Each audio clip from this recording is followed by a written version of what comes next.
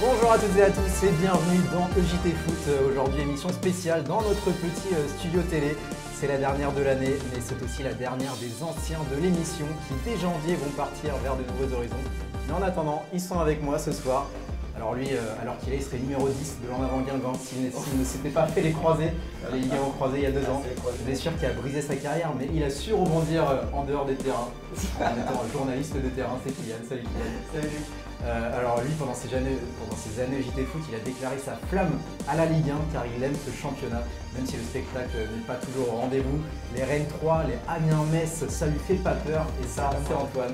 Ouais, Antoine. Mais je préfère encore les Lille Nantes, c'est vraiment que ça. Les Nantes, c'est le must. Dimanche conversion.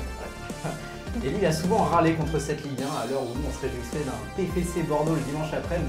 Ben lui, il attendait jusqu'au bout de la nuit pour se délecter d'un Tigres de Monterrey contre Pumas. C'est du foot mexicain, tout ça, pour ceux qui n'ont pas compris. Et celui-là, c'est Diego. Salut Diego. Salut, ça va.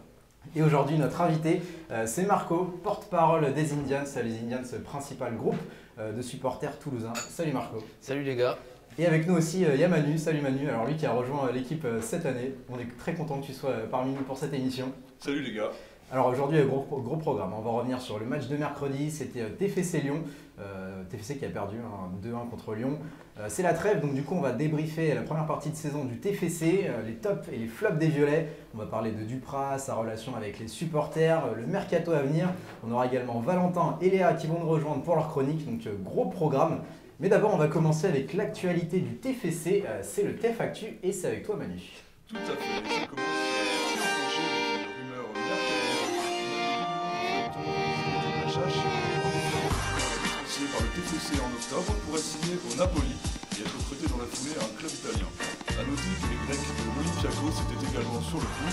Alors juste une petite piqûre de rappel, le Marseillais de naissance a été mis à la porte pour avoir frappé l'entraîneur de la réserve suite à une histoire de pénalty. À croire que tout est question de pénalty cette saison. Ça revient pas mal, l'histoire de pénalty cette année. C'est une bêtise, non? Il va pas aller à Naples, c'est pas possible. Moi je m'en fiche en fait. Ouais, franchement on s'en fiche. Non, en vrai, il a des talents, il a des talents. Bon courage à Naples pour arriver à le gérer. Il serait prêté dans un club dans la foulée. Un jour il va réussir à parler. On sait que le Torino, qui a eu des contacts avec le joueur dans le passé, s'est renseigné. Voilà, donc on suivra tout ça en tout cas Machache, on verra ce qu'il est bien sûr. D'accord, donc plus rien à ajouter sur Machache, on clôt définitivement le chapitre. Très bien. Et on enchaîne donc avec un record, puisque mercredi soir, la rencontre opposant le TFC à l'OL a marqué une confrontation entre deux dinosaures, à savoir les deux plus anciens présidents de Ligue 1 en exercice, avec d'un côté Jean-Michel Aulas qui totalise 1131 matchs de championnat, et de l'autre Olivier Sadran avec 627 rencontres, en comptant celle de mercredi soir bien sûr. En revanche, le bas blesse sur le classement du ratio de performance des présidents de Ligue 1, car à ce jeu, le boss toulousain est bon dernier avec une moyenne de 1,33 points par match depuis sa prise de fonction. Ça fait pas beaucoup. C'était quand sa prise de fonction C'était en 2001. Ah oui. 2001, ça va repris de club. C'est juste, c'est compté, pardon, les points, c'est la moyenne de points, c'est juste sur la Ligue 1, oui, c'est pas sur la nationalité. Uniquement sur la Ligue des Champions. Ah, sur la Ligue. Ouais, sur la Ligue des Champions, Europa League. La Coupe du Monde des clubs. Surnommé Olacito parfois quand même, Sadran. Au début, ouais. Il aimait bien suivre les pas de Jean-Michel. Alors les gars, est-ce anecdotique ou révélateur? Il n'a pas joué beaucoup de matchs, Sadran, il a pas souvent été sur le terrain. Ah mais c'est pas le même genre de club non plus. Ouais, c'est quand même des moyens très différents. Mais quand même, dernier du classement des présidents actifs, c'est pas très clair. Et nous clôturons cette FAQ avec l'apparition d'une nouvelle bodega au stadium, ça ne vous a pas échappé, juste en face de la porte 11, avis aux amateurs de bonne chère. L'inauguration a eu lieu juste avant la rencontre face à l'OL, avec notamment de la musique, des quiz, des cadeaux. Un petit commentaire sur la bodega, impatient. J'ai pas pu y aller sur la nouvelle version, non, apparemment c'est pas mal du tout. Ça a bien été réaménagé, mais j'ai pas pu y aller voir ça de moi-même. Je sais pas si c'est mieux que le buffet. C'est vrai que le buffet au stadium, le buffet presse au stadium, est vraiment. Ça c'est réservé à une élite. Alors malgré le scénario de mercredi soir dont on va bien sûr reparler, on espère que toutes ces festivités ont redonné un petit peu de baume au cœur aux supporters qui étaient à peu près 16 000 hier soir. Sachant que l'affluence moyenne au stadium cette saison est de 12 732 spectateurs exactement. On a fait le calcul tout à l'heure. Rappelons au passage que la réception du PSG en février se fera à guichet fermé. L'intégralité des places ayant été vendues cette semaine. Ouais. Voilà, c'est terminé pour le TEF Actu. À très bientôt. Merci. C'était salut. Et on te retrouve du coup dès la semaine prochaine, dans 2 semaines, pour le prochain JT Foot. Avec grand plaisir. Mercredi, le TFC recevait Lyon. Lyon, alors du coup je vais vous faire un petit résumé du match rapidement. Il y a eu 2-1 à la fin.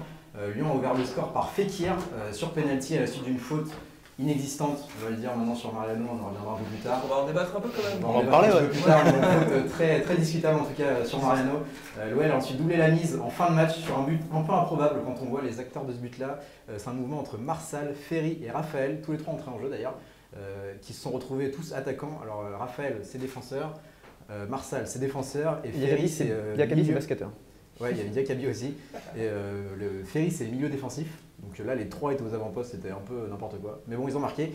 Et Toulouse a réduit la marque en fin de match sur penalty. Penalty discutable, encore une fois, on y reviendra un petit peu. C'est une faute sur Jean. Et c'est Gradel qui le marque. Score final 2-1 pour Lyon. Messieurs, Diego t'étais au match. Kylian t'étais au match. Antoine, tu l'as regardé sur ta télé avec difficulté, visiblement. C'est-à-dire que vu le diffuseur, on n'aura pas son nom, c'était pas évident. On peut dire c'était foot plus.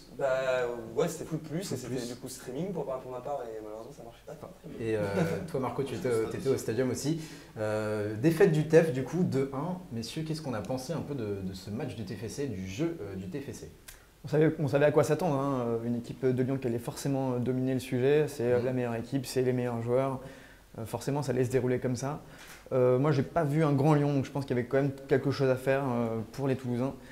On peut parler un peu du jeu de Lyon parce que hier c'est vrai que c'était assez flagrant. Lyon a joué de la même façon pendant tout le match quasiment. Diego, tu peux peut-être un peu plus développer que moi. C'est comme ça tout le temps. On joue derrière à fond, on attend que l'adversaire vienne dans ton propre terrain voilà, pour placer une contre-attaque, que ce soit un club chypriote ou que ce soit le PSG, c'est la même tactique. Et voilà, là ça a fonctionné parfaitement, c'est comme ça qu'il fonctionne et ça a réussi. Voilà. Et toi Kylian, sur la performance du TFC hier? Il y a eu, je pense, deux mi-temps différentes. La première mi-temps où ils n'ont rien tenté, ils sont restés en place, ils ne sont pas sortis et franchement on s'est un peu ennuyé. Et la seconde où c'est plus animé, surtout en fin de partie, on dirait des 20 dernières minutes, où là il y a eu pas mal d'offensives, il y a eu de la vitesse, ils auraient pu marquer. Mais c'est dommage que le TFC n'ait pas tenté plus tôt en fait. Plus de choses plus tôt parce qu'en première mi-temps il ne se passait rien. Et il y avait vraiment de la place face à ce Lyon-là, comme on dit.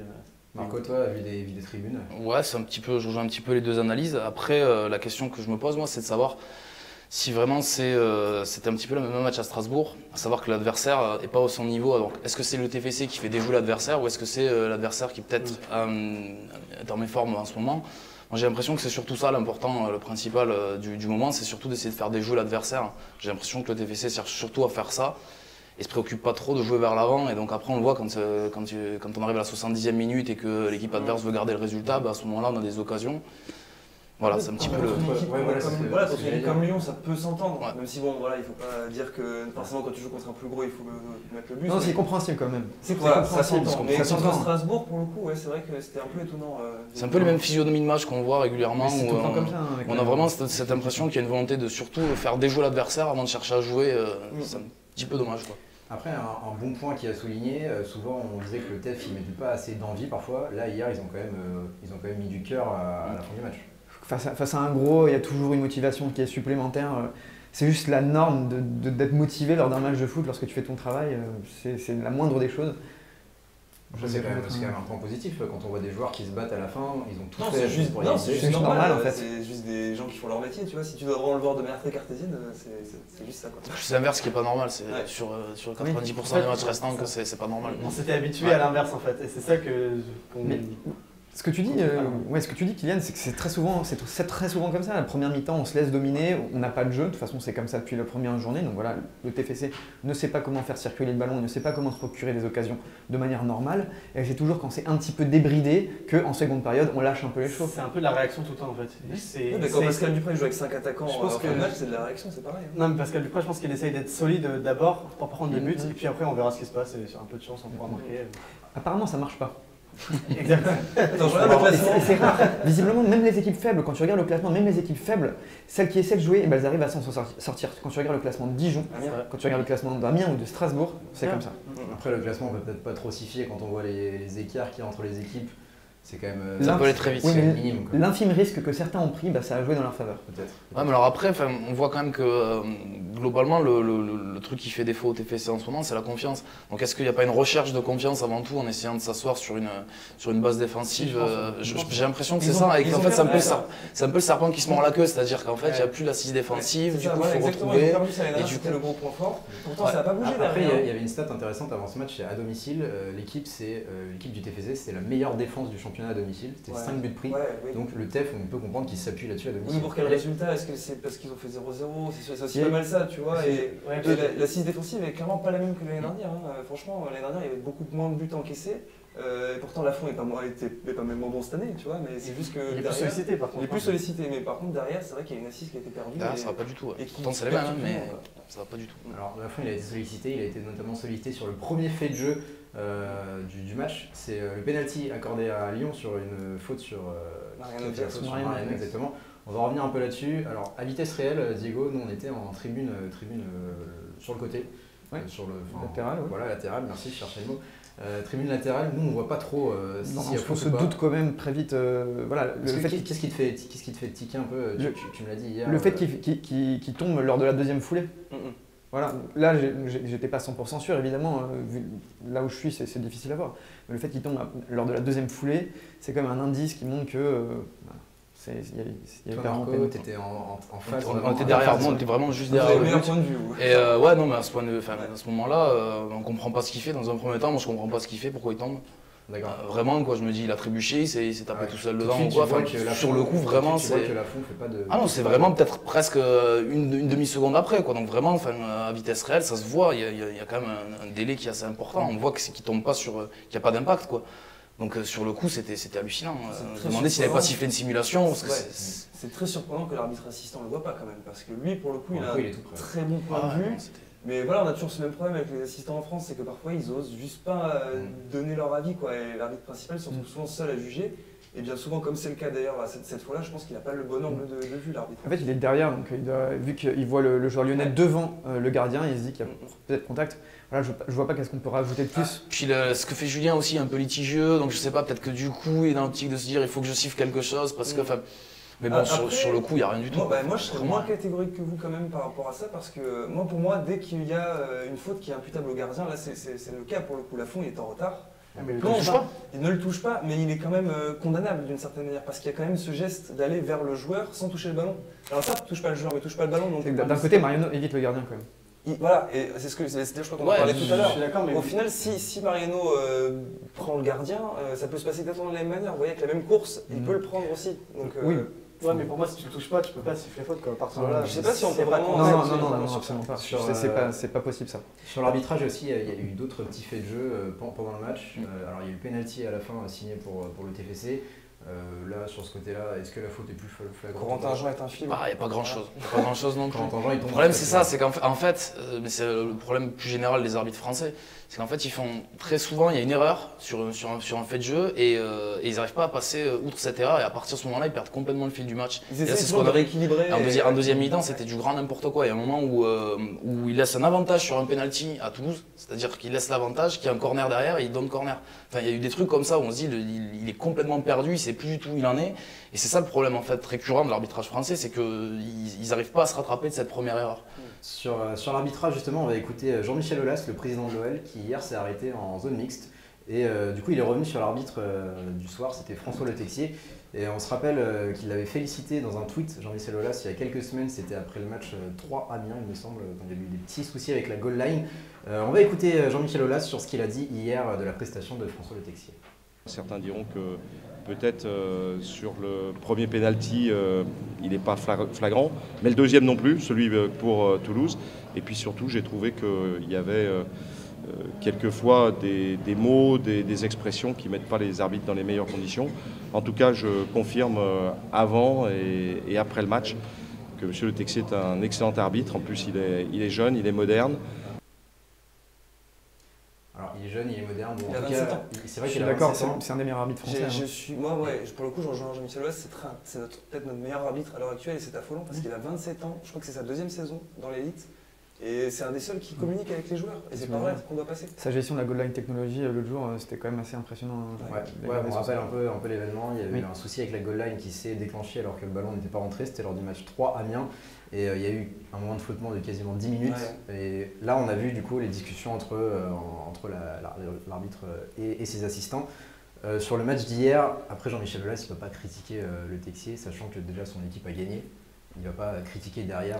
Mais il reconnaît. Qu'est-ce que il reconnaît Mais bon, il dit aussi derrière que le deuxième penalty qui est pour Toulouse est discutable aussi. Si c'est vrai, dans l'ensemble, il n'a pas tort. Sur le penalty, on va écouter un autre joueur, c'était Max-Alain Gradel. Mais lui, il était pas mal remonté contre l'arbitre à la fin du match, on va l'écouter. À ce niveau-là, c'est incroyable. Il y a un habit de touche qui est là, qui est quand même près de la surface. Et lui, il habite, qui est sur le terrain, qui voit très bien qu'il n'y a pas faute, mais qui donne un penalty. Et attends, si tu as des doutes, tu ne donnes pas le penalty. Donc après, quand on voit les images, c'est flagrant. À ce niveau-là, c'est quand même incroyable. Et vu notre situation, on n'a pas besoin de ça. Mais après, malgré ça, on repart, on commence à tout donner. Et après, nous, derrière, il y a des actions où, quand même, il y a penalty, il ne donne pas. Moi, il y a faute sur moi, deux joueurs, moi, il marche sur mon pied, il ne donne pas. Après, qu'est-ce que tu veux faire quand tu joues contre déjà une bonne équipe de Lyon, qui est une très bonne équipe, qui joue très bien au ballon, qui a des très bons joueurs, et en plus de cela, qui a l'arbitrage avec eux, après, ça devient compliqué. Bon, Gradel, il était remonté, ça peut se comprendre. On va pas revenir, du coup, on va pas s'éterniser là-dessus. Mais il dit qu'il n'y avait pas péno. Gradel, il était testé dans une nouvelle position contre Lyon. Cette semaine, en conférence de presse, il avait dit qu'il aimait bien jouer en rôle d'électron libre, c'était le rôle qu'il préférait. Et là, c'est un peu dans ce rôle-là qu'il a été aligné, en soutien d'Andy Delors. Normalement, il est plutôt aligné sur un côté. Qu'est-ce qu'on en a pensé de Max-Alain Gradel de ce côté-là, Marco, peut-être? Je trouve que c'est toujours du même acabit. C'est un très bon joueur qui est très percutant. Donc, que ce soit sur un côté ou derrière l'autre attaquant, en tournant, moi j'aime bien. Le problème, c'est que Delors n'a pas vraiment le profil complémentaire. C'est plus un problème de Delors, je pense, qu'un problème de Gradel. Je pense que Gradel s'adaptera à peu près n'importe où sur le terrain. Voilà, globalement, c'est un joueur sur qui il n'y a pas de souci. C'est pas le plus préoccupant, on va dire. Hier, il a été assez intéressant, je trouve. Je ne sais pas ce que vous en pensez. Il a été souvent disponible. Souvent, il revenait un peu en retrait pour chercher les ballons. Il était, je trouve, très très disponible pour toucher les ballons. Kylian, qu'est-ce que tu as pensé, toi, de Gradel hier? Comme Marco, franchement, il répond toujours présent. Et c'est vrai qu'il fait souvent la différence par ses crochets courts et ses accélérations. Peut-être ce qui lui manque encore un petit chouïa, c'est la précision dans le dernier geste. Justement, je rebondis là-dessus. Je ne parlerai pas du match d'hier parce que, voilà, comme je dis, je ne l'ai pas très bien vu. Mais Gradel, pour moi, il joue comme un petit nouveau, quoi. Comme un petit jeune. Voilà, il fait des crochets tout le temps, il centre, il tire, mais il ne joue pas comme un mec de 22-29 ans qui a pas mal bougé dans sa carrière. Pour moi, il manque ça. Tu dis, il manque de présence de dernier geste. À 29 ans, il devrait pouvoir le faire, non? Il joue comme un gamin de 21-22 ans. Il serait peut-être pas au TFC s'il savait faire ça. Certainement, mais quand même, c'est dommage. C'est un jeu, c'est une partie de son jeu qu'il va falloir qu'il corrige quand même, évidemment, parce que. On attend de lui qu'il soit un leader sur le terrain. Ouais, mais il apporte quand même énormément sur le terrain. Parce qu'il a le talent pour, mais il lui manque encore la maturité dans le jeu. On rappelle qu'il est prêté par Bournemouth, prêté jusqu'à la fin de la saison. Gradel, on aura l'occasion d'y revenir sûrement. Mais là, on va passer à toute autre chose. Léa, tu nous as rejoint, puisque c'est la trêve. Et Léa, avant cette trêve, on t'avait chargé d'une mission, puisque depuis un an dans JT Foot, on parle de TFC. Et au bout d'un an, on s'est quand même posé la question que tout le monde se pose. Pourquoi est-ce qu'on dit TFC et pas TFC? Une enquête au JT Foot. Voilà, une enquête au JT Foot. Et Léa, on t'a mis sur le dossier. Oui, parce que moi je suis là aujourd'hui parce que je suis responsable de la cellule investigation de JT Foot, évidemment. Et on peut effectivement parler d'enquête, voire même d'investigation très très fouillée. Je suis allée partout, sur tous les terrains. J'ai pris des risques pour vous, évidemment, pour répondre à cette question. Pourquoi est-ce qu'on dit TFC et pas TFC? Je sais pas du tout. J'en ai absolument aucune idée. Je sais pas du tout. Je n'en ai aucune idée. Alors là, je serais incapable de répondre à cette question. Voilà, donc mon enquête partait très bien. Et pour avoir un peu plus d'éléments, je suis allée à la rencontre des supporters à un entraînement du TFC. Je pense qu'avec l'accent du sud-ouest, avec les gens qui parlent plutôt vite, l'influence espagnole, la retirada, tout ça, les gens d'origine espagnole qui sont à Toulouse depuis les années 30 et qui sont des dizaines de milliers, ça se dit TFC, c'est le TFC. Parce qu'en espagnol, le F ça se dit FE, et donc c'est le TFC, voilà. Voilà, donc vous avez donc retenu que le F en espagnol se dit effet, et c'est toujours bien de le rappeler de temps en temps. Donc premier élément, on dirait TFC parce que Toulouse est sous influence espagnole. Alors pourquoi pas, mais je me suis pas arrêtée là, je suis allée voir deux jeunes supporters toulousains. Je me suis jamais posé la question en fait. Mais quand il y a quelqu'un qui dit TFC, ça me choque. Parce que TFC, ça serait chiant un peu. C'est compliqué à dire à chaque fois. Le TFC, je veux dire le TFC, c'est mieux je pense. pour tout le monde, c'est plus simple. TFC, TF, F, TF, TFC. T, le TFC, Toulouse Football Club. Alors TFC, Toulouse Football Club. Et le TFC, TFC. TFC, je sais, en fait, voilà, c'est pour la prononciation. Gay. Donc là, j'ai assisté à un énorme bug ou un problème d'orthophonie. Mais soit, j'ai continué, je suis allée voir JB du site lesviolets.com. Je pense que c'est quelqu'un qui a dit ouais mais TFC c'est pas très funky, c'est pas très joli. Ça dénote, ça démarque un petit peu. Et pourtant des TFC il n'y en a pas 150 000. En professionnel il n'y en a qu'un autre, il y a Tours. Et là on dit TFC. Mais je pense pas que ce soit une concurrence avec Tours. C'est pas ça. Ça non. Donc ça doit être historique, mais il doit y avoir quelqu'un qui a dû dire, je sais pas, dans les années 70, on va dire TFC, c'est plus fluide. Tu vois, TFC il faut faire un effort de plus. TFC. Alors que TFC, voilà, TFC. Et en plus, on peut faire des jeux de mots. Les fessées, quand on prend 4-0, ça permet à la presse de titrer le TFC prend une fessée. Ça, c'est hyper drôle. On l'a vu à peu près 150 fois depuis 10 ans et vivement la 151e fois. Ouais, vivement. Et donc la nouvelle piste, la prononciation du TFC serait donc pour faire plaisir aux médias, évidemment. Et puis pour finir, j'ai tenté le tout pour les tout. Je suis allée voir Marco hier du groupe des supporters Les Indians. Ça correspond plus à la façon dont on parle. TFC, c'est pas vraiment naturel. TFC, ça fait plus sud-ouest, on va dire. Puis ça sonne bien, enfin, TFC. Puis je pense que aussi c'est par rapport à l'image de marque. Je pense que c'est, enfin moi en tout cas, je suis d'avis de continuer à appeler ça le TFC parce que ça se démarque complètement déjà en soi. On dit le PSG, on dit le TFC, l'OM. Enfin voilà, c'est des noms comme ça qui sonnent beaucoup mieux que Bordeaux ou Toulouse ou quoi. Donc après d'où ça vient, c'est vrai que c'est une bonne question. Très très bonne question. Eh bien merci, je n'aurais donc pas cherché tout ça pour rien. Et donc si on résume, pourquoi est-ce qu'on dit TFC et pas TFC? Est-ce que finalement on se foutrait pas un petit peu? Voilà, c'est peut-être ça la conclusion finalement. Bah merci Léa. C'est un Albert Londres. Nous on va retenir que c'est plus joli. C'est vrai que TFC c'est quand même plus joli que... Moi le lien avec la fessée, je le trouve plutôt pertinent. Ouais. Voilà. En tout cas on verra et je pense que TFC ça va perdurer quand même de longues années avant de se faire remplacé par TFC. Merci Léa. On va trouver d'autres sujets bientôt. Hein. Alors, on va te mettre sur d'autres enquêtes. Bien sûr, avec plaisir. Pourquoi on ne prononce pas le Z à Duprat, par exemple? Il y en a qui prononcent le Z. On se retrouve à la prochaine émission. Pourquoi on dit Baudigé, pas Baudigé? Bon allez, on va passer à moins de choses. C'est la trêve, du coup c'est l'occasion de faire un petit bilan depuis le début de la saison. Je vous ai demandé vos tops et vos flops de cette première partie de saison. Alors là on a préparé beaucoup de choses cet après-midi, notamment avec Léa qui a fait la chronique. Merci Léa. On a mis du budget dans JT Foot. On a des moyens, c'est clair. On a préparé chacun des petites pancartes avec chacun vos tops et vos flops. Je vous propose de sortir les pancartes, messieurs. Vous avez chacun plein de pancartes à vos côtés. On va commencer par vos tops depuis le début de la saison. Allez, chacun mettez votre top comme ça, on va pas faire durer le suspense. Voilà, alors chacun met bien son top. Toi, Kylian, ton top, c'est la percussion de Gradel. On en parlait tout à l'heure, du coup je suis un peu spoilé. Mais non, c'est vrai qu'il apporte vraiment cette fougue et cette vivacité qu'on avait plus vu depuis un petit moment dans l'attaque du TFC. Bon, le petit point faible qu'on a dit tout à l'heure, c'est un petit peu l'efficacité d'un dernier geste. Mais quand même, il apporte ce grain de folie qui nous manquait depuis trop longtemps.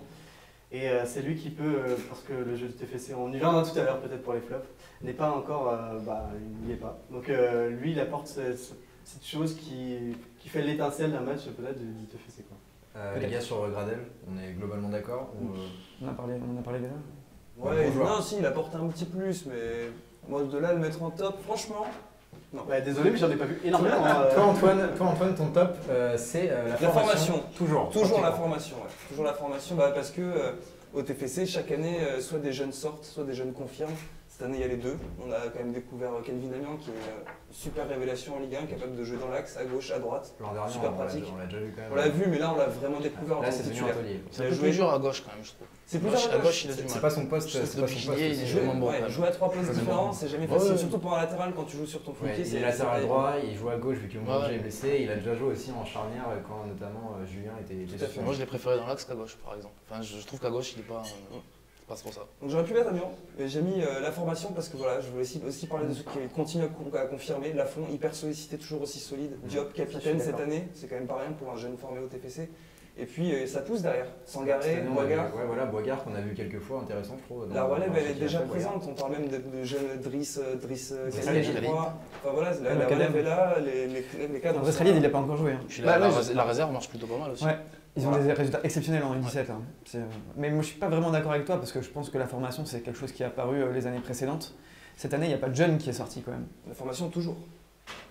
Ouais, mais cette année, il n'y a pas de jeune qui est sorti. Pour moi, Calvin Agnan sort cette année plus que l'année dernière. L'an dernier, il a au moins 25, voire même 30 matchs de Ligue 1. Oui, mais en tant que vraiment en tant que titulaire. Depuis le mois de janvier, il est titulaire.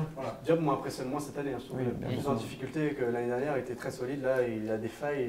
Mais c'est une progression quand même constante. Par contre, je suis d'accord pour toi avec Amiens et Lafont qui confirme. On en parlera tout de suite.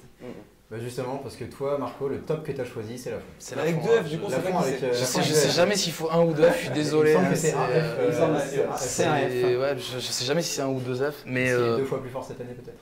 Ça doit être pour ça. Mais globalement, déjà, je me suis un peu creusé la tête pour trouver un top, mais. C'est ça, il faut quand même le dire. C'est surtout ça. Vous avez plus eu du mal à trouver un top ou un flop? Ah, un top, plutôt un top. Non, les flops, moi j'ai eu du mal parce qu'il faut en choisir un. Mais moi j'ai longuement hésité avec Lafont aussi. Mais ouais, non, Lafont, globalement, voilà, c'est le patron. Il y a eu un début de saison un petit peu compliqué, puis très vite, on a vu que.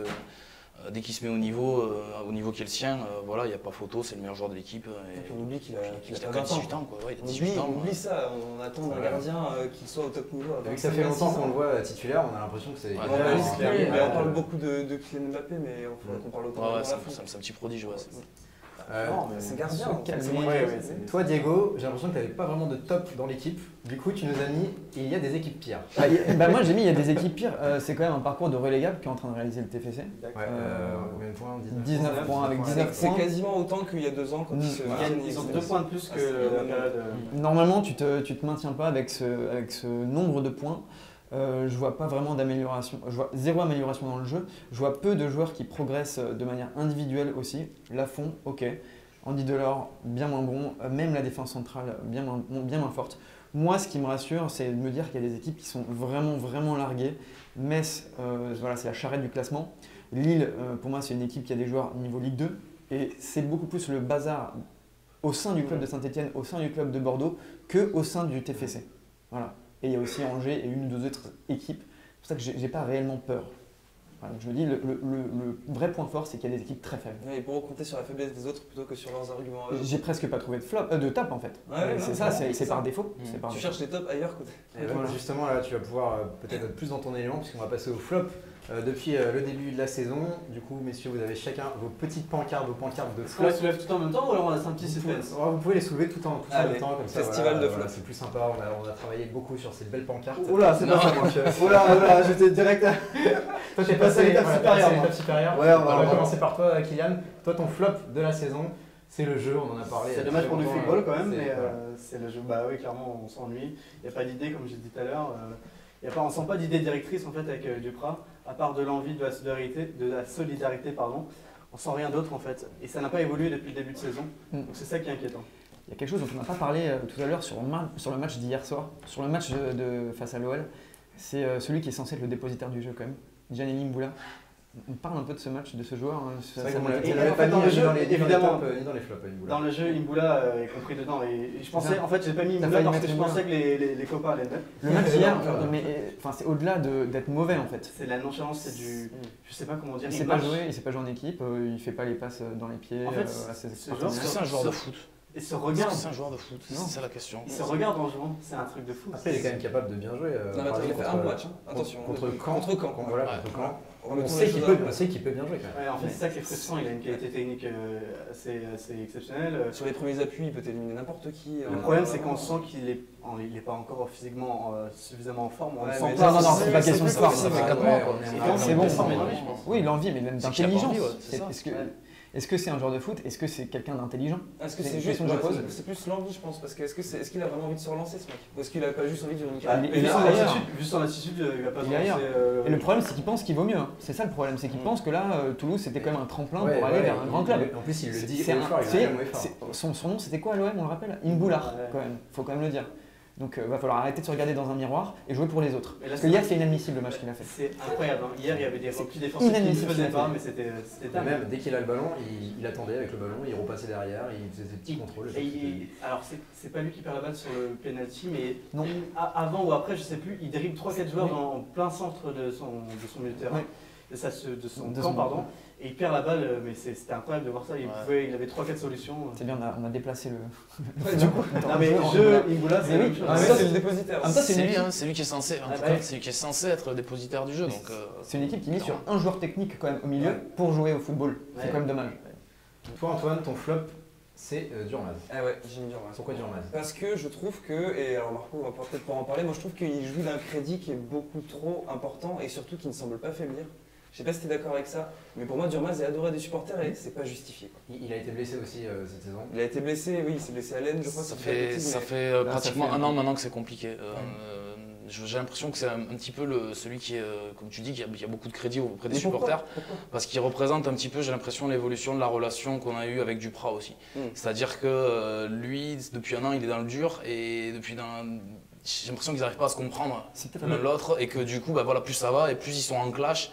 Et même si ça se voit peut-être pas publiquement, moi j'ai l'impression que les deux ça marche pas du tout. C'est l'un des premiers joueurs à s'être envoyé avec Duprat la saison dernière. On parle beaucoup de l'ego d'Imboula, mais parlons de l'ego de Durmaz quand même, parce que je suis désolé, mais ce mec n'a encore rien prouvé quasiment en Ligue 1. Et se permet pourtant de réclamer. Il a fait des gros matchs. Moi, je me rappelle contre Monaco et contre Paris l'année dernière où il est balade tout seul, mais vraiment tout seul contre Monaco. C'est très peu pour revendiquer déjà une place de titulaire et en plus une place de star entre guillemets, parce que moi j'ai l'impression parfois que c'est un peu ça qui cherche Jimmy Durmaz, tu vois. Ouais, j'ai l'impression, mais après c'est toujours pareil, c'est qu'il est un peu aussi dans le même cas que Delors, on sent qu'ils sont pas en confiance et donc dès qu'il va avoir des bribes de jeu, moi je me rappelle à Lille, il a été catastrophique parce qu'il rentre et il a envie de faire le sauveur tout seul et mais il est pas capable. Là aujourd'hui, il est un petit peu blessé tout le temps, il est pas capable. Ça aussi. Il n'a pas enchaîné les matchs. Ouais, c'est ça aussi. Oui, c'est une déception, mais je dirais pas que c'est forcément de sa faute. Non, parce que c'est un peu compliqué d'être catégorique avec lui avec toutes ses blessures. Ouais, mais bon, c'est un flop, mais je sais pas ce qu'il faut dire. Les joueurs tout blessés au final ne jouent pas et ne peuvent donc pas convaincre et sont donc à vous. Oui, non, mais c'est un flop en soi. Mais je sais pas s'il faut tout mettre sur son dos. Diego, toi, t'as pas choisi un joueur, t'as choisi les coups de pied défensifs. Alors j'aimerais même dire offensif finalement. Les coups de pied arrêtés, c'était une des seules choses sur lesquelles le TFC pouvait se reposer l'an dernier. Christopher Julien, défenseur central, deuxième meilleur buteur du club. Il faisait quelques passes décisives aussi. Il fait beaucoup de passes décisives de la tête. Et défensivement aussi. Généralement sur les coups de pied arrêtés, on y arrivait. Et là, je trouve que c'est pas du tout au point. J'ai pas l'impression que la charnière marche correctement et complémentaire. Issa Diop, Christopher Julien. On sait ce qui s'est passé. Christopher Julien a du mal avec Pascal Duprat. Il a perdu son brassard de capitaine. J'ai l'impression que moralement, Christopher Julien ne va pas du tout. Ça va peut-être toucher. Quand on voit le but qu'il concède, on peut dire que c'est lui qui le concède face à Strasbourg. On voit qu'il n'est absolument pas concentré sur le corner. On pense au premier but concédé contre Dijon il y a 3 semaines. Le corner, c'est n'importe quoi. Contre Lyon, là, déjà sur le penalty, il me semble que c'est lui qui a C'est lui qui a Oui, mais c'est pas. Je me focalisais vraiment sur les coups de pied arrêtés. Parce que sur les coups de pied arrêtés, ils prennent même plus les ballons. On se rappelle contre Strasbourg et contre Dijon. Dijon aussi, le premier but qui se prenne sur un corner.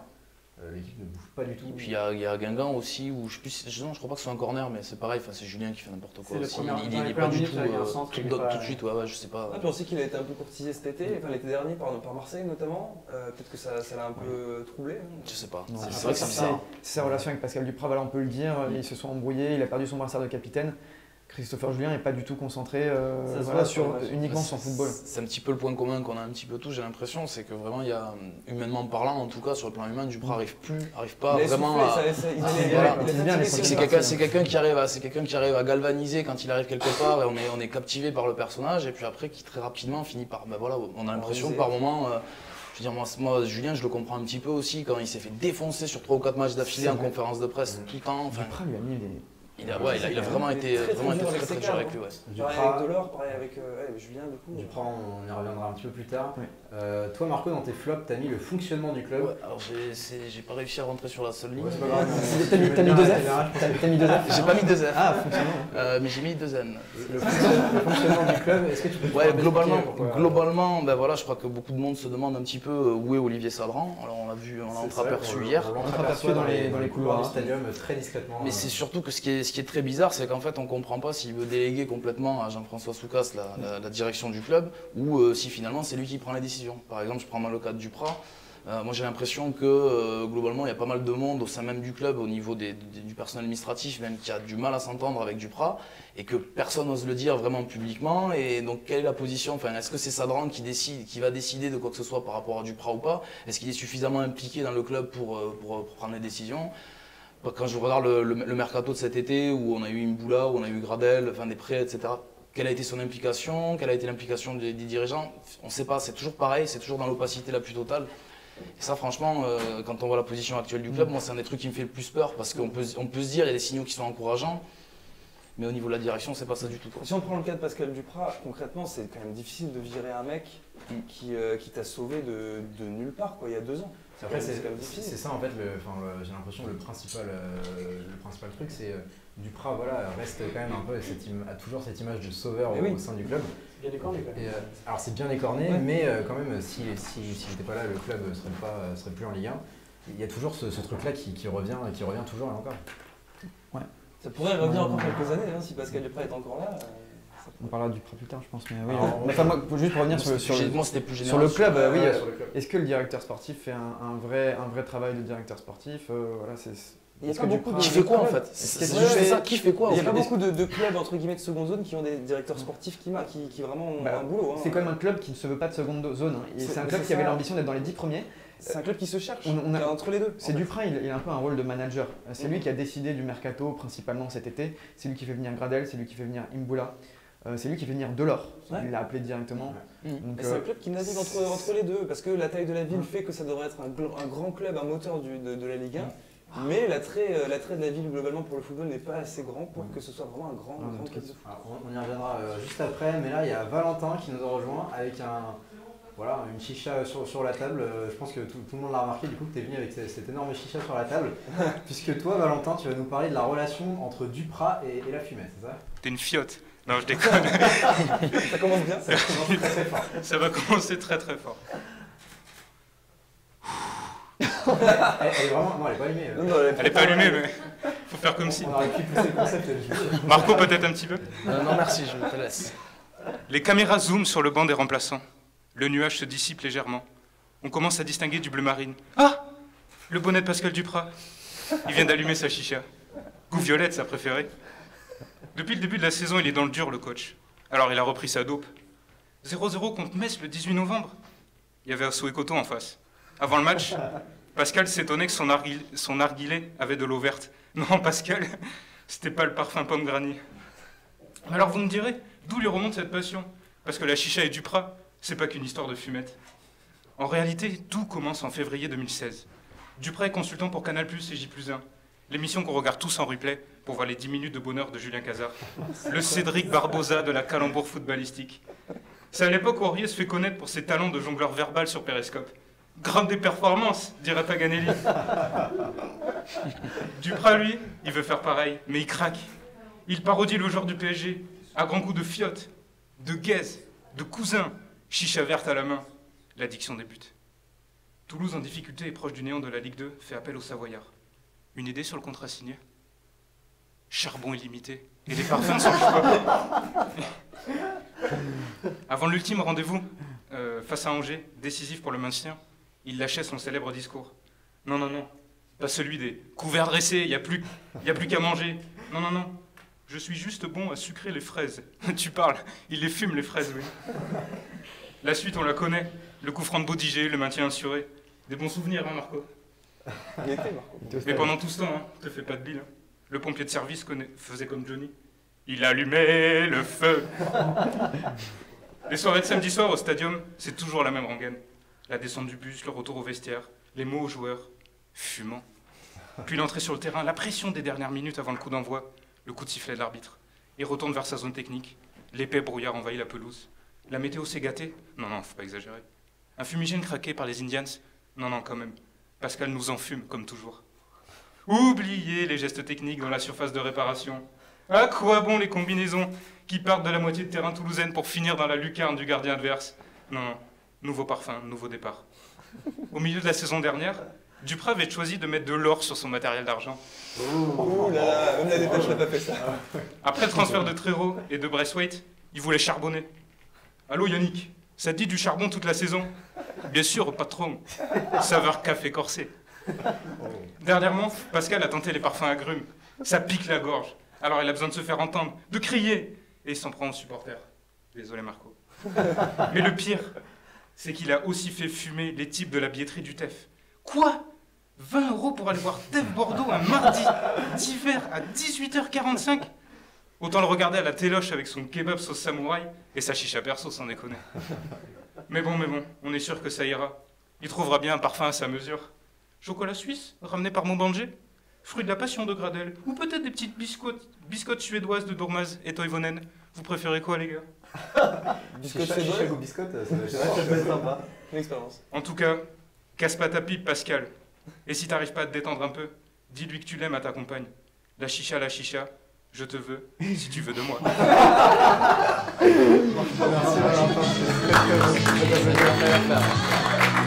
Je vous la laisse ou pas? Ouais. On va peut-être pas la laisser en plein milieu parce que ça prend. Il va y avoir une catastrophe peut-être. Merci. Bah, justement, toi, il reparlait de Duprat, tu as très bien amené le sujet Duprat. Et Marco, j'aimerais parler d'un sujet au niveau de Duprat avec toi, c'est la relation Duprat-supporter. Puisque Duprat, depuis. Alors ça remonte au match contre Saint-Etienne où il y a eu 0-0, il a commencé à envoyer des petites piques envers les supporters, comme quoi il n'y avait pas assez d'ambiance dans le stade, etc. Et ça a continué, ça continue encore. Qu'est-ce que tu en penses un peu de ce jeu que joue Duprat avec les supporters, toi, Marco? Si encore on comprenait où il voulait en venir, ça pourrait être une chose. Le problème, c'est que c'est très dangereux, non seulement à court terme pour le club, pour le fonctionnement de l'équipe en ce moment, d'essayer de se couper, de prendre le risque de se couper du public alors qu'il y en a grandement besoin. Mais en plus de ça, c'est particulièrement néfaste pour l'image du club de continuer à répéter ça, à rabâcher ça, etc. Sur du long terme, c'est quand même quelque chose qui est particulièrement grave ce qu'il raconte, parce qu'il est en train de taper sur son employeur, sur le public quelque part. C'est quand même celui qui permet au club de vivre en partie, pas simplement, mais en partie. Et donc c'est quand même très grave ce qu'il est en train de faire, parce qu'il est en train de couper carrément un cordon qui était un lien très fort qui nous unissait avec lui, parce que vraiment jusqu'à maintenant on ne lui tapait pas dessus parce qu'il a un crédit qui est presque illimité, quoi. Je veux dire, ce qu'il a fait il y a 1 an et demi, c'était énorme. Et puis en fait on est en train de se rendre compte qu'on est une excuse de plus. C'est-à-dire qu'il y a eu les jardiniers, il y a eu, je sais plus, les pénaltys pas sifflés, il y a eu les arbitres, il y a eu, enfin voilà, et on est une excuse de plus sur sa liste. Au bout d'un moment, on se dit, peut-être que tu regardes aussi toi de ton côté, tu as quand même eu des moyens pour faire ton boulot, fais ton boulot et après viens nous dire qu'on fait pas le nôtre. Toi, ça fait longtemps que tu supportes le TEF. Est-ce que c'est la première fois qu'il y a une relation comme ça entre l'entraîneur et les supporters, ou tu as déjà vu ça avec des entraîneurs avant? Je pense à Harry Bagé. Une relation compliquée avec Harry Bagé. Il y avait une relation qui était très compliquée. Parce qu'il était plus distant. Par contre, Harry Bagé n'avait pas. C'était pas lui qui était venu me provoquer, ou même quand il y avait eu des provocations de notre part, il n'avait pas répondu, il n'était pas rentré dans ce jeu. Là, Duprat, c'est lui qui a ouvert les hostilités, c'est lui qui a continué à entretenir ça. Et quand on lui a fait une petite réponse par la lettre qu'on avait fait, il a répondu. Voilà, il a répondu le lendemain. Tu peux rappeler un peu ce que vous avez mis dans Donc en gros, globalement, on lui avait dit un petit peu de s'occuper de ce qu'il faisait sur le jeu, d'arrêter de se chercher des excuses et puis de se mettre un petit peu au boulot parce que la situation était grave. Et le lendemain contre Bordeaux, il a pas cité nommément les Indians, mais il avait parlé de l'histoire de fêter la Ligue 2 et il avait dit qu'on était passé pour des cons après. Enfin voilà, c'était une attaque directe, après on en pense qu'on veut, mais c'était une attaque qui était directe contre nous. Il ne pouvait pas dire à ce moment-là que c'était pas les gens qui venaient pas au stade qui étaient ciblés. Et après, une semaine après, en conférence de presse, il vient dire non, mais je parlais des mecs qui venaient pas au stade. Donc il y a un moment où on ne comprend pas en fait, c'est juste ça, on est dans l'incompréhension la plus totale. Moi je comprends pas la position de Pascal Duprat. Premièrement, il s'attendait à quoi? En venant à Toulouse, voilà, on le sait, c'est pas une ville de foot. Il s'attendait à quoi? Il pensait que le stade allait être plein chaque match. Alors, il a essayé de faire venir les supporters quand il est arrivé. Oui, il a pas réussi. Oui. Mais ensuite, c'est vrai que le retour à la normale est logique parce qu'il n'y a pas les résultats aussi. Il n'y a pas le jeu aussi, parce que même parfois quand les résultats sont pas là et que tu es en milieu de classement, tu peux prendre du plaisir au stade. Et c'est justement quand tu es dans le milieu de tableau, c'est une des seules choses qui peut te rattraper. Même en fond de tableau, regarde Dijon l'année dernière, voilà, donc déjà, ils continuent à venir. Voilà, déjà, je ne sais pas à quoi ils s'attendaient. Enfin, tu ne peux pas culpabiliser des personnes qui ne font même pas partie, enfin, des non-supporters en fait. On ne peut pas culpabiliser des non-supporters. Et puis tu ne vas pas les intéresser en plus, les insultants, tu ne vas pas les intéresser, leur demander de venir au stade. C'est comme ceux qui culpabilisent les abstentionnistes lors des élections. Voilà. Pour moi, c'est à peu près la même chose. Et ensuite, sérieusement, les Indians, c'est quand même un des groupes de supporters les plus inoffensifs de France, de Ligue 1. Il n'y a pas une pression populaire énorme. C'est des gens qui sont là pour prendre du plaisir au stade, pour supporter leur équipe, pour passer une bonne soirée. Parce que si tu tapes sur les supporters qui sont là, qui y aura après, oui, c'est ce que tu disais. En plus, ceux qui sont là, voilà, parfois ils sont 100, même moins de 100. Tu ne vas pas les culpabiliser eux. Mercredi, au Stadium, vous avez déployé, les Indians, une banderole contre Duprat. Tu peux rappeler ce qu'il y avait? Alors c'était pas contre Duprat, c'est contre ce qu'il est en train de faire un petit peu. Et donc c'était une citation de la Cité de la Peur, c'était Pascal, est-ce qu'on peut se tutoyer? T'es lourd. Parce que c'est vraiment ça, en fait, c'est vraiment ça ce qu'on a envie de lui dire. Si on était assis en face de lui au bout d'une table, c'est comme au repas de Noël, vous avez un tonton qui va commencer à boire le verre de trop, et puis vous allez lui dire au bout d'un moment, bon, je commence à me gonfler. Et lui, c'est exactement ça en fait qu'on a envie de lui dire, c'est que vraiment il commence à nous gonfler. Est-ce que vous avez un rendez-vous prévu avec Duprat? Vous avez demandé au club d'avoir un rendez-vous avec Duprat? On a demandé à le rencontrer après l'histoire de Bordeaux en Coupe de la Ligue. On a dit bon ben voilà, maintenant on voudrait quand même que ça s'arrête parce qu'on n'a pas envie de se lancer dans un truc qui serait néfaste pour tout le monde. On n'a pas eu de réponse. Est-ce que c'est lui qui n'a pas voulu? Est-ce que c'est le club qui n'a pas fait passer le mot? On ne sait pas, on n'a pas eu de réponse. Duprat, alors il va s'accrocher à son poste, mais ce qui est normal, il va pas lâcher l'affaire. C'est normal. Pour l'instant, on n'a aucune com de Sadran. Il n'a pas affiché son enfin de toute façon Sadran. Plutôt son soutien. Il a plutôt affiché son soutien et Duprat a dit que Sadran le laissait travailler. Ça peut continuer jusqu'à quand? Longtemps. Tu vas le dire, je pense, parce que peut-être ça que tu penses, ça joue sur les coupes, je pense. Si oui, Toulouse je suis d'accord avec toi, tranquillement, ce qui risque fortement d'arriver, et qu'il y a un beau parcours en coupe. C'est vrai que là ils sont encore engagés dans les deux coupes. Quart de finale, jeu contre Rennes, c'est jouable. En Coupe de France, ça va, c'était pas très compliqué. Ils n'ont pas joué encore en Coupe de France. Mais pour la Coupe de la Ligue, voilà, il a ça avec lui. Il est encore sauvé jusqu'au match face à Rennes. Et Sadran, c'est pas du genre à virer son entraîneur. Avec Arribagé, il a attendu que le club ait 10 points de retard à 12 journées de la fin, que ce soit invivable et que. En fait, quasiment impossible. Même Arribagé a œuvré pour qu'en fait ce ne soit plus l'entraîneur mais qu'il reste au club. Donc voilà, ça peut encore durer longtemps. Non, Arribagé a même œuvré pour qu'il ne soit plus l'entraîneur mais pour que lui-même reste au club. On se rappelle de l'histoire avec Casanova aussi, c'était pareil, il est allé jusqu'au bout du bout de ce qu'il pouvait. C'est Casanova qui a fini par dire moi je peux plus. Le problème c'est qu'en termes de tempérament, moi j'ai pas du tout l'impression que Duprat ce soit ce genre de personnage-là, de venir dire à un moment donné moi j'en peux plus, j'y arrive plus. C'est une qualité, ça peut être un défaut quand on est dans ces situations-là. Ça dépend du contexte. Voilà, c'est ça. Et c'est qu'à un moment donné, le problème, c'est soit il arrive à se remettre en cause, à se remettre en question et à dire bon ben voilà, je reprends tout depuis le départ. Essayer de se relancer dans une relation nouvelle avec ses joueurs, parce que comme on disait tout à l'heure, il y a plein de joueurs avec qui il s'est pris le nez. Et puis il est capable de faire ça. Est-ce qu'il en est capable? Donc voilà, soit il arrive à faire ça, soit il y a un moment où on va s'enfoncer de plus en plus. Et puis le problème, c'est qu'il y a un désamour qui est en train de nouveau de grandir par rapport au grand public, mais par rapport aussi au reste. Les médias commencent à lui taper de plus en plus dessus de façon frontale. Donc voilà, au bout d'un moment, est-ce que c'est pas néfaste pour l'image du TFC de garder cet entraîneur-là? Tu l'as dit, hein, tu as parlé des médias, mais ça dépend vraiment du contexte quand on est dans cette situation-là. Là, c'est les supporters. Voilà, il s'est brouillé avec les supporters ouvertement. Les cadres, on sait que ça ne se passe pas très bien. La direction. Les joueurs, il y a des joueurs cadres qui sont vraiment contre lui. Et les médias. Avec les médias, ça se passe jamais très correctement. Il y a toujours des directions, ça se passe bien quand même avec la direction.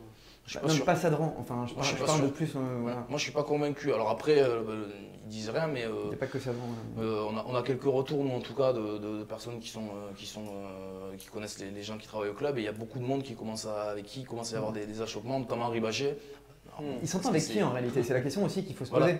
Il s'entend rarement avec les gens. Faut pas oublier que son club de cœur qui est Thonon-Gaillard, il s'est embrouillé avec tout le monde là-bas. Il est en procès. Il a quand même eu un procès contre les gens de Thonon-Gaillard. Mais c'est normal, il s'entend avec personne. Il y a un tempérament qui fatigue. Quand on s'entend avec personne, à un moment, il faut se poser une question. Il faut se poser des questions. Qui est le problème? Est-ce que c'est tout le monde ou est-ce que c'est juste moi? Vous avez fait le listing, hein, joueurs, dirigeants, presse, spectateurs. Au bout d'un moment, si l'entraîneur se retrouve isolé, il n'a plus le choix, il doit partir. Et Pascal Duprat, je pense qu'il ira jusqu'au bout, jusqu'à ce que ce soit plus vivable. Et c'est dommage parce que le sportif en prend un coup, quoi, forcément. En tout cas, on verra ce que devient Duprat dans les prochaines semaines. Mais avant de voir ça, il y a le mercato qui va commencer le 1er janvier prochain, le mercato hivernal. Alors on ne sait pas trop ce qui va se passer au TFC. Pour l'instant, en tout cas, moi j'ai entendu aucun bruit de couloir, aucun truc en préparation. On verra ce qui se passe. Du coup, je vous ai demandé, à vous, à chacun, quelle serait votre bonne pioche du mercato. Pareil, on a des petites pancartes. Alors voilà, c'est pas celle-là. Durmaz. Les coups de pied défensifs, un petit coup de pied. Alors, vous avez chacun vos petites pancartes. Et toi, Antoine, tu as choisi Romain Amouma. Oui, à ne pas confondre avec Raphaël Hanouna, c'est pas du tout la même chose. Et t'as mis la pépite. La pépite, ouais. Bon, c'est vrai qu'on oublie qu'il a 30 ans, mais quand même, pour moi, ouais, c'est plutôt une bonne idée. Amouma, on en avait déjà parlé cet été.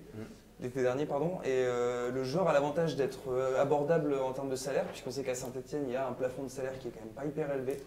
Et voilà, c'est un joueur qui se morfond actuellement en tant que blessé, mais aussi souvent sur le banc, capable de jouer sur les côtés, au milieu, en attaque. Pour moi, c'est un joueur qui collerait bien avec le TFC. Ouais. Amouma. Je ne l'ai pas vu jouer depuis la dernière fois qu'il est venu au Stadium. C'est surtout qu'en plus, il y a eu un changement d'entraîneur il n'y a pas longtemps à Saint-Etienne. Est-ce qu'il va faire partie du nouveau plan ou pas? Je ne sais pas. Comme tu dis, il était blessé, donc. Mais pourquoi pas, dans l'absolu. Ouais. Toi, Kylian, tu as choisi Grenier ou. J'arrive pas à dire le deuxième. Bouanga. De Lorient. Tu regardes beaucoup les matchs de Lorient? Exactement. Est-ce que tu peux nous parler un peu de Bouanga? Parce que moi, je t'avoue que je suis pas expert. Déjà, peut-être évoquer Grenier. Allez, Grenier, je pense que c'est la priorité d'abord. Grenier, tout le monde l'a mis. Et j'ai été un petit peu influencé, mais. Je pense qu'il faut un meneur de jeu à cette équipe. On est d'accord que depuis le départ de Trero, il n'y a plus trop d'imagination. Il n'y a pas un mec qui est capable de prendre le ballon et de le faire circuler, de distribuer et de créer des choses. Et il manque ce profil-là. Peut-être que Grenier pourrait être la bonne solution. Il a 26 ans, il est en fin de contrat à la fin de la saison. Le seul truc, c'est qu'il a un gros salaire à Lyon. Mais on sait combien c'est son salaire? 250 000 par mois. C'est un truc comme ça. Moi, alors 3,8 millions à l'année. Je pense qu'on est près des 300 000 déjà. Mais il a dit. Personne n'a un salaire comme ça. Non, mais sauf que là, il a dit être prêt à faire d'énormes efforts pour le salaire parce qu'il ne joue pas du tout à Lyon. Il a joué, je crois, 4 matchs. Donc, avec ses prétentions, il ira nulle part. Alors, le seul bémol pour un joueur comme ça, c'est qu'on a déjà pas mal de paris à Lyon, dans cette équipe toulousaine, comme Imbula, comme Gradel, ça reste un pari. Est-ce que ça va marcher avec ce joueur? Est-ce que déjà, est-ce qu'il va venir et est-ce que ça pourrait marcher? Moi j'avais mis Grenier parce que justement pour les raisons que tu évoquais, clairement c'est le profil qui manque et qu'on n'a pas réussi à trouver avec Imbula. C'est quelqu'un qui a dit qu'il voulait partir de Lyon, qui était prêt à baisser son salaire, donc moi je dis il faut foncer. On en avait déjà parlé cet été. C'est vraiment un joueur sur lequel il faut foncer parce que tu dis que c'est un pari, moi je suis pas tout à fait d'accord. C'est un joueur qui est tout à fait correct et qui quand il joue est très bon. On sait que c'est un bon joueur, voilà, mais international. Imbula c'était un bon joueur. Mais comme dit Kylian, est-ce qu'il n'y a pas assez de paris dans cette équipe? Après, mais justement pour moi c'est pas un pari, pour moi c'est vraiment un vrai profil de vrai joueur de Ligue 1 confirmé et c'est ce qu'il va falloir en deuxième partie de saison. Il va nous falloir aussi un moment, tu disais tout à l'heure qu'il y a des bons jeunes qui arrivent, oui, mais à un moment, l'année dernière quand on se sauve, on avait quand même un mec comme Dido ou des mecs comme Panchi qui pouvaient un petit peu faire ça. Là, Cahuzac n'a pas cette importance-là, donc voilà, il y a un moment où il va falloir qu'on ait des vrais joueurs confirmés qui puissent dire à un moment donné, bon ben voilà, on va faire ça, même s'ils ne jouent pas eux, ils vont pouvoir dire, apporter leur expérience et leur vision du truc. Quoi. Je ne sais pas s'il est capable de faire ça. Diego, sur Grenier, tu l'as mis aussi? Oui, j'ai surtout mis un meneur de jeu parce que je pense là, comment il faut se poser la question, c'est avant tout se poser la question d'un poste. Ouais. Duprat, il fait avant tout ce joueur m'intéresse et sans vraiment se préoccuper réellement de comment on va jouer l'équipe, j'ai l'impression. Ça a été un peu le cas avec Gradel, avec Imbula. Moi, je pense qu'il faut surtout un meneur parce que là, pour l'instant, il n'y en a qu'un seul. C'est censé être justement Gianelli Imbula. Gradel n'est pas un vrai meneur, hein, c'est un dynamiteur, etc. Mais il n'y a une seule personne qui est censée pouvoir organiser le jeu dans l'équipe. Donc, Gianelli Imbula. Il en faut un deuxième parce que quand tout repose sur une seule personne, il suffit que cette personne-là, ce joueur-là, comme l'autre soir face à Lyon, se blesse, soit dans un mauvais jour, qui va jouer? Moi, je n'ai pas compris déjà hier comment il a pu rester sur la pelouse autant de temps. Il a quand même joué tout le match. Ouais. Il y a des joueurs qui ont été meilleurs que lui qui sont sortis. Voilà. Donc moi, c'est avant tout un meneur de jeu. Peu importe. Venel, non? Taïwanais, est-ce qu'il est meneur de jeu? Je sais pas, il essaie de faire jouer meneur de jeu. Il y a toujours cette question sur Taïwanais. Je sais pas, toujours pas quel est son poste à lui. Taïwanais, c'est compliqué. Bon, en tout cas, pour Grenier, on verra. C'est vrai que sur le papier, Grenier, c'est le salaire. Moi, ça me plaît beaucoup sur le papier. C'est le salaire. Et Bouanga. Alors, Bouanga, quid de Bouanga? Est-ce que tu peux développer un peu sur Bouanga? Bouanga? Bouanga, c'est un joueur qui joue au FC Lorient, qui a 23 ans, il est gabonais. Alors, il est ailier droit. Et moi, je trouve que Jean, je suis vraiment déçu par ce joueur. En fait, il fait des efforts, il court beaucoup, mais il n'est jamais décisif, quasiment jamais décisif. Jean, il n'a pas progressé depuis qu'il est arrivé au. Non, je trouve que c'est fait partie de ces joueurs qui n'ont pas progressé sous Duprat. Après, il arrive à provoquer certaines fois et à provoquer des pénaltys. Il provoque souvent des pénaltys. Parce qu'il est petit. Mais c'est quasiment unique. C'est quasiment l'unique chose qui fait de bien au TFC. Enfin, on lui reprocherait au niveau de l'engagement, il court beaucoup, il se bat. Mais je trouve qu'il n'apporte pas ce truc-là. Autant sur l'aile gauche, quand on regardait le jeu à gauche, il y a quelque chose, il y a de la percussion. Mais Denis Bouanga pourrait apporter cette percussion, c'est quelqu'un qui va très vite, qui frappe de loin aussi, ça peut être intéressant. C'est vrai que le TFC, on a Delors qui frappe de loin. Après Jean, il a quand même été essayé un petit peu à tous les postes, sauf moi j'ai l'impression qu'on l'a pas trop testé, justement un petit peu dans le rôle que faisait Gradel hier. Peut-être que dans ce rôle-là, peut-être qu'il serait. Alors après, c'est vrai qu'il va vite et tout, mais du coup, c'est vrai que c'est le genre de joueur, on a souvent tendance à dire il est petit, il court vite, donc on le met sur le côté. Peut-être que des fois, pendant toute sa carrière, peut-être que des fois, le repositionner dans l'axe, juste derrière l'attaquant, peut-être que ça pourrait être une solution, je sais pas, mais c'est vrai qu'il est décevant depuis quelques mois. De son propre avis, il n'est pas ailier, Corentin Jean. Lui, il dit qu'il est deuxième attaquant, il aime bien jouer dans un 4-4-2 en soutien, donc ça peut être testé comme tu viens de dire. Après, Duprat teste quasiment une compo par match, du coup, c'est pas exclure qui mettent Jean. Pour continuer sur Bouanga, il a l'avantage aussi d'être. Il peut jouer attaquant aussi. Donc voilà, il a une très bonne finition. Le seul problème avec Denis Bouanga, c'est qu'il est sous contrat jusqu'en juin 2021 avec Lorient. Et ça va être dur de le lâcher parce que Lorient veut remonter et ils vont forcément s'appuyer sur un joueur qui fonctionne bien. Surtout qu'on a quand même beaucoup lâché d'argent ces derniers temps. Donc, je sais pas si c'est là qu'on a besoin d'un mec. Après en attaque, on regarde, il y a Delors qui est là tout le temps. Sanogo, sur ce qu'on a vu, c'est quand même pas terrible depuis le début de la saison. Non. Je sais pas qui a pensé quelque chose. On parlait de Paris, c'est Sanogo. Pas qui a pensé que ça pouvait fonctionner. Sanogo, c'était la petite touche exotique, on va dire. Le recrutement, il en fallait une parce que. Des profils comme lui qui ont été super bons à 15-16 ans, c'est hyper fréquent.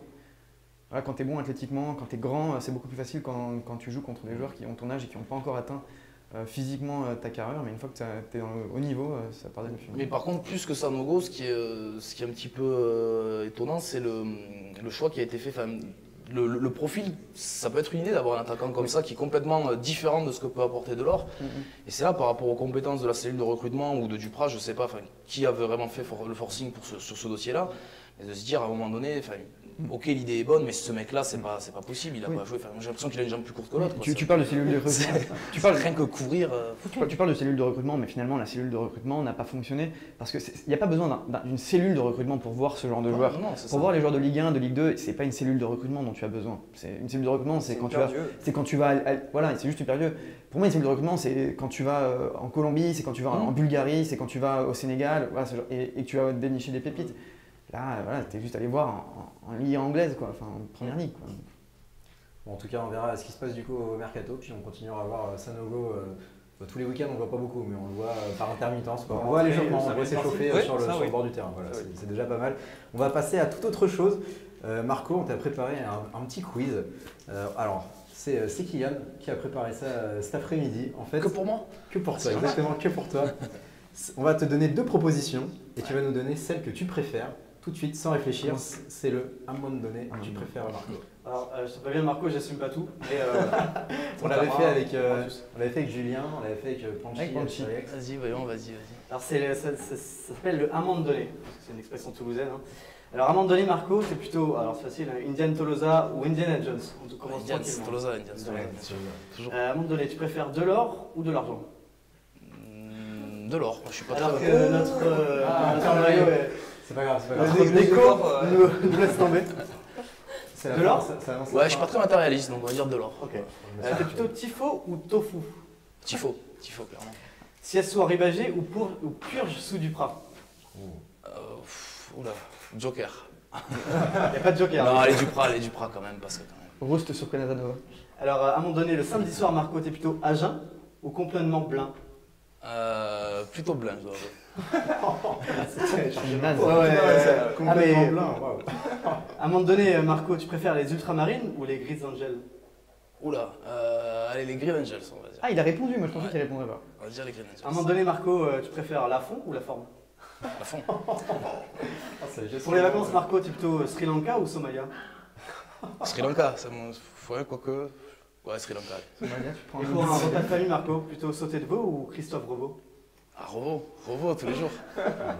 Sous la couette, Marco, plutôt Caresse ou Alain Giresse? Allez, Alain Giresse. Sous la couette, Alain Giresse. Ça, c'est un sacré pari quand même. Je te laisse le choix. J'assume pas trop et c'est la dernière. Marco, à un moment donné, t'es plutôt Juste Fontaine ou Femme Fontaine? Oh non, non, ça c'est pas moi qui l'ai préparé. C'est facile de dire ça après. Joker. Non. Très bien, Juste Fontaine qui était venu, voilà, il ne mérite pas ça quand même, Juste Fontaine. C'est vrai qu'il est venu sur notre plateau. Merci Kylian et merci Marco d'avoir répondu assez franchement. C'était à un moment donné, je préfère toujours une petite touche de légèreté. Exactement, c'est important. Ça ne fait pas de mal. Alors on va passer à un autre petit quiz, c'est le traditionnel quiz de fin d'émission. Et on peut jouer cette fois. Cette fois-ci, vous pouvez tout jouer. Voilà. Et cette fois-ci, il n'y a pas de proposition, ça va être la question et vous me donnez la réponse. Alors c'est un petit quiz sur le début de la première partie de saison du TEF. On va voir si vous avez bien suivi le TFC, si vous êtes à l'aise avec tout ce qui est chiffres, tout ça, parce qu'il y en aura quelques-uns. Déjà, on commence facile. Qui est le meilleur marqueur du TEF, toute compétition? Gradel. À la Giresse. Cette année, c'est bien Gradel. C'est Gradel. C'est Gradel. 6 buts exactement, 5 en Ligue 1 et 1 en coupe. Combien de penalty? 3. J'ai pas compté les penalties. 3 penalty. Ça doit être ça. Combien le TEF a encaissé de buts à domicile? 7. 7, exactement. 5 plus 2. 5 plus 2, on était à 5 avant Lyon, on a pris 2 contre Lyon, ça fait 7. Cette année, autre question, il y a un seul joueur qui a disputé toutes les rencontres. Kelvin Amiens. C'est pas Amiens, c'est Lafond. Ouais, Amiens, il a été il est suspendu un match. Du coup, c'est Lafond qui a fait les 19 matchs depuis le début de la saison. Et il était même là. Même en coupe aussi. Même en coupe. Il n'y a plus de turnover. Ouais, c'est un choix que fait Duprat. Facile. La plus grosse défaite du TEF cette saison? Paris G, 6-2. 6-2, Paris, c'était en début de saison. T'étais au parc, Marco? Non. T'avais pas fait non, j'étais pas. Toi, t'étais au parc par contre, Antoine? C'était la première de Neymar au parc et c'était un sacré. Désolé, hein. C'était c'était un sacré spectacle. Voilà. Pourtant, les Toulousains n'avaient pas bien mérité, ils avaient même ouvert le score. C'était un des meilleurs matchs qu'on avait fait. Plus flatteur pour le TEF en Ligue 1 cette année, contre quelle équipe le TEF a-t-il gagné avec le plus de buts d'écart? 2-0. Caen 2-0, c'est la seule fois où le TEF a gagné avec plus de buts d'écart. Il y a eu contre Bordeaux, mais c'était en Coupe de la Ligue, où ils ont gagné 2-0. Toute compétition confondue, il n'y a que 2 joueurs toulousains qui ont signé un doublé cette saison. Lesquels? Toivonen. Toivonen, il n'y a pas Gradel. Toivonen, c'était contre qui à Toivonen? Un doublé? C'était Clermont. Un doublé, Clermont. Toute compétition confondue. Durmaz de pénalty contre Montpellier. Durmaz de pénalty, c'était contre Rennes. Contre Rennes. Oui, Durmaz, il a marqué 3 buts. Les 2 matchs étaient pénalty. Comme ça, c'est pas compliqué. Et donc 2 contre Rennes en début de saison. But marqué toujours, mais par le TEF. Combien le TEF a marqué de buts dans cette première partie? 18, 17, 19. Un peu plus. 19, 27 balles. 25. Moi je dis 23, voilà, c'est 23. Ils en ont marqué 23. On va trouver. C'est même pas les bons chiffres. C'est pas les bons chiffres. Ah bah ouais, c'est écrit là, ouais. Non, c'est écrit, je sais pas ça. Non, c'est pas les bons chiffres. C'est pas les bons chiffres. Ok, alors j'espère que j'ai Merci encore une fois, tu t'es trompé. Alors c'est peut-être toute compétition. C'est là que j'avais dit 18 et que c'est écrit. Faites revenir la cellule d'investigation. C'est 18. Je sais pas, c'est écrit 18. Non, mais c'est 18. Ça va être toute compétition confondue. Non, mais c'est 18 en Ligue 1. Alors 18 en Ligue 1, bravo. plus 4, bon voilà, bref. Bravo. Alors si on continue sur cette stat, sur ces 23 buts qui ont été marqués, j'ai pas trouvé sorti nulle part cette stat. Sur ces 23 buts, combien ont été marqués sur coup de pied arrêté? Oula. Peu. 22. Bah du coup ça doit être 14 ou 15. On compte les ballons qui sont Alors c'est quoi un coup de pied arrêté? Par exemple celui le but à Angers par exemple, est-ce que c'est un but sur coup de pied arrêté ou pas? Celui où il y a le coup franc qui ressort au deuxième poteau, qui remet dans l'axe et tout. Je pense que ça compte pour un coup de pied arrêté. Ça compte pour un coup de pied arrêté? 12, moi j'ai 14. Ouais, non c'est 12. 12 c'est quand même quasiment la moitié. Bah du coup si c'est sur 18 c'est 2 tiers du coup. Moins mathématique. C'est pas très chaud pour tout ce qui est chiffre dans le JT Foot, on a un peu de mal avec ça. Combien de pénaltys le TEF a obtenu cette saison, toute compétition confondue? Alors là, il y en a 5 d'affilée. 9. Ouais, c'est énorme. C'est quand même pas énorme. Ouais, c'est pas énorme, personne ne crie au scandale quoi. Mais quand c'était Lyon, on crie au scandale. Penalty pour Toulouse, c'est la nouvelle rengaine. Penalty raté. Ça aurait pu être penalty raté. Et sur les ratés, il y en a 4. 4 4. Vous pouvez dire les 4 parce que moi j'en ai que 3 en tête. C'est 3. Il y a eu les Gradel, Dijon, Nice-Lille. Dijon, Nice-Lille. Gradel contre Dijon. Oui, c'est ça. Dijon, Nice-Lille. Et il y a Djurmaz qui en a raté un aussi. Djurmaz, il en a raté un aussi. Il me semble que Djurmaz, c'est sur les 3. C'était. Non. Contre Nice. Non, Delors à Lille. Djurmaz contre Nice. Gradel à Dijon. Djurmaz contre Nice. Il peut mettre le 2-0 et finalement il n'y a pas de 2-0. Ah, mais ça fait 3 alors. Donc tu n'avais pas la réponse, hein, c'est ça sur ton... J'avais la réponse, mais du coup, vous me faites douter vu que je suis pas bon en Je suis pas bon en réponse. Ouais, je suis pas bon en réponse. Alors, je sais pas chercher On reste sur les chiffres. La pire affluence de la saison au stadium. 8000. C'était Bordeaux. 8500, je crois, non 851 contre Bordeaux, exactement, il y a 2 semaines. Tu aurais pu dire plus, moins, on aurait pu faire On aurait pu faire un juste prix. Ça aurait été je retiens l'idée pour la prochaine fois, un juste prix pour le TFC. Mais voilà, c'est là-dessus qu'on va se quitter sur ce dernier quiz. Qui a été pas mal en dessous, Alors déjà je veux remercier Marco d'avoir été avec là. Merci à vous pour l'invite, avec grand plaisir. Merci. Tu viens souvent nous voir et c'est toujours avec plaisir qu'on t'accueille sur le plateau. On va aussi remercier tous les trois, Antoine, Kylian, Diego, c'était leur dernière. Alors leur dernière en théorie, ils sont encore un peu là. On va traîner encore un peu dans le Ils sont peut-être là, ils font des petites apparitions furtives. Mais en tout cas c'était un plaisir d'avoir été là avec nous pour JT Foot, ça faisait un an à peu près pour JT Foot. Exactement. Vous avez confiance pour la suite? Exactement. On va essayer en tout cas. Une page se tourne et nous on va terminer cette page de cette émission JT Foot. C'est là-dessus qu'on va se quitter. Merci à vous d'avoir regardé et on se dit dans 2 semaines pour une nouvelle émission. Salut. Joyeux Noël. C'est pas de fait.